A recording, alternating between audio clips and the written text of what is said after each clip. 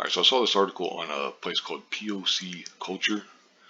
It's a review of Marvel Comics Amazing Fantasy #3.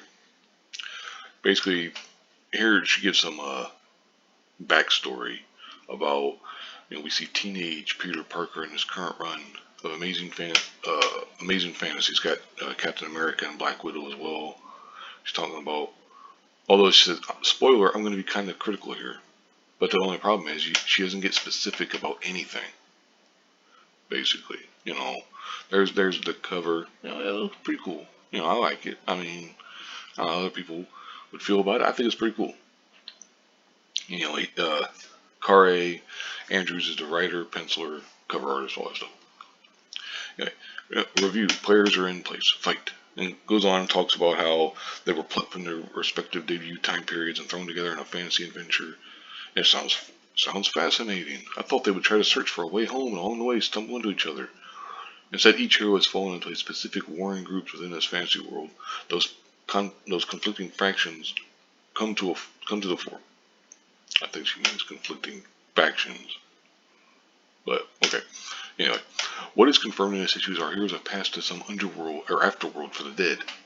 And it goes on and it talks about Captain America. Has basically he's lost it. He's guilt ridden from the death of his fellow soldiers and everything. And here's that one part. Oh, I did not expect Uncle Ben to throw Peter under the bus and unleash further chaos.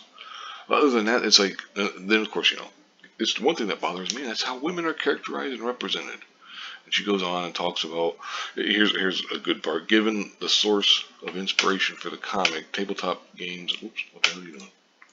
But given the source of inspiration for the comics, tabletop games, and RPGs, that part of pop culture has had to also reckon with sexism and misogyny, because that's what it's all about. I was hoping this part of the comic would be different. And she gives a review, 2.5 out of 5. POC, for, I guess that's their thing, or whatever. But it's like, that's all. I'm a bit dubious of how Black Widow is characterized, and even the way Captain America is used in the story is very hyper-masculine. The comic on this front is treading on some old tropes and stereotypes, such as how women's bodies are presented as slim and slender. So basically, all her complaint is bits about how women are represented, and it's like, okay, and Jesus Christ, what the hell's the matter with you?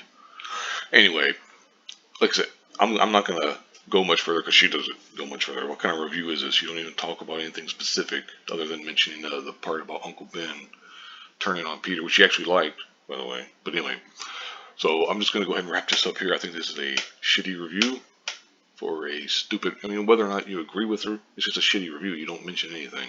It's like a spoiler-free review in which you don't mention anything about the actual comic other than, oh, women are presented wrong. Oh, God. And it's like, what the fuck, Anyway, I'll go ahead and wrap this up here. Thank you very much for watching, and have a good one.